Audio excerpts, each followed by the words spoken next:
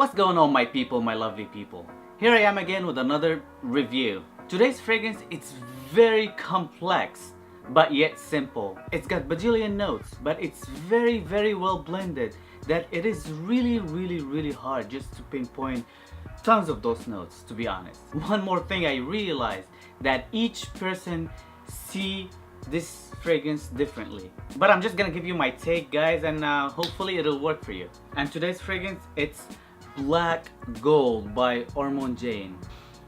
Oh, what a beautiful scent. What a beautiful scent. This is, to me, it's the ultimate gentleman scent, and I'm not just saying that, to be honest.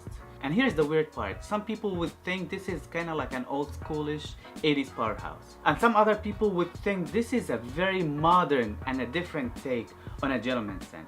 To be honest here, I see both angles and I'm right in the middle. I see that this fragrance got big 80s powerhouse nuances without the power, but yet it has been made differently, that it's not outdated and you just can wear it nowadays with no problem.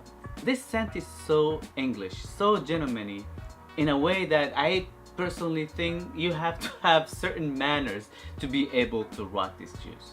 And I'm just saying that. Here's a little spray.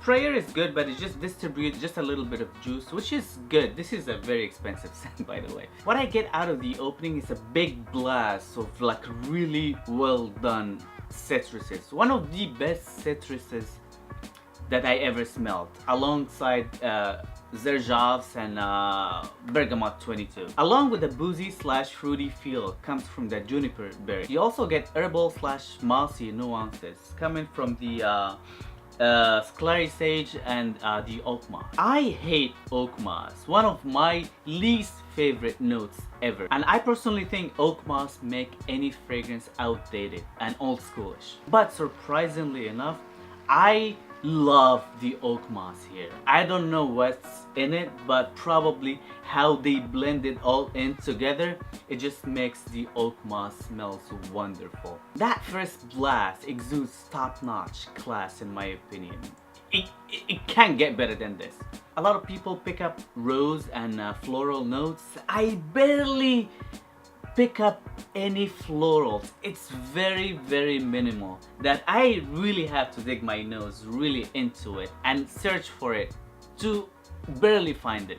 Unfortunately, that zesty lemony blast doesn't last that often. It only lasts like half an hour on my skin. Then it gives the roll to the cedar and sandalwood.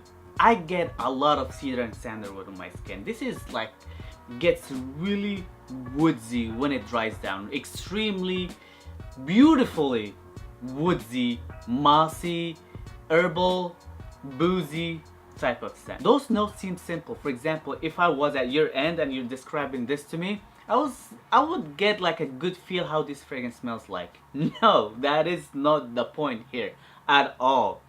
Even though those notes very prominent and they're very famous. A lot of you guys know how sandalwood, cedarwood, juniper berry, this and that smells like. But the way they've been blended here together, it smells way different than any other fragrance that I ever smelled my whole life. And let me tell you guys, I especially love this fragrance for its sandalwood note. One of the smoothest, creamiest sandalwood that I ever smelled, and I'm being 100% honest here. Let's talk about the performance here, guys. The performance for this fragrance is a little weird on my skin personally. I wore it multiple times on multiple weathers. I find it worked best from 80s to 60s weather, no more, no less. I wore it in the hot summer heat and I feel like it projected more, but it just didn't last as long. So I feel like the very hot weather probably makes the fragrance evaporate. But for example, it was my scent of the day today and I wore it and it was around like in the 70s. I wore it around 9 a.m. in the morning and now it's around 8-9 p.m. and I still can get hints of it. So it lasted around what, 10-11 hours, so which is phenomenal. I wore it also in cold days and I feel like it just didn't last at all. I just didn't feel it. So I would say this is probably a fall and spring scent. You still can wear it during the summertime, no problem, but it just wouldn't last as long. So I would say versatility when it comes to season is not bad. Like 3 season out of 4, I would give it 8. Versatility when it comes to occasions. I feel as long as you're dressed up for this scent, you can wear it pretty much anytime. You can wear it to work. I think that's a perfect work scent. You can wear it going out. Yeah, you'll smell like a gentleman, and who doesn't want to smell like a gentleman? You can wear it on dates. I think this is a very regal scent. Formal regality here, top notch. I don't think you can wear it casually, to be honest.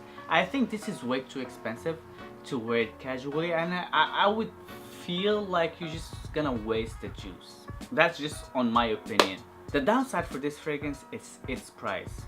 $645 for 120 mls. That's way too steep. This is way too expensive. But honestly, if it wasn't for the price, I would have made this my signature scent. Finally, I found a signature scent for myself that I'm 100% convinced to wear every day, and I'll be super happy with it. Compliment factor. I wore this multiple times, and I know that it projects really well for the first couple of hours, and it leaves a good sillage, and I know that people smelt it and liked it. I just can see from their eyes that they like the scent, but I didn't really get any verbal compliment, to be honest, out of the few times that I wore this scent. But I can tell that it could be a good compliment. It's not like a wow compliment factor, but I'm sure that it would land you compliments. The overall score, I'll deduct 1 point for the high price tag, but besides that, I love this scent. I'm okay with everything else, so I'll give it 9 out of 10. So this is pretty much it, guys. Thank you guys for watching. Please let me know, have you tried this scent before? What do you think of it? What do you think of the price tag? And please don't forget to rate, comment, and subscribe for more content. Peace.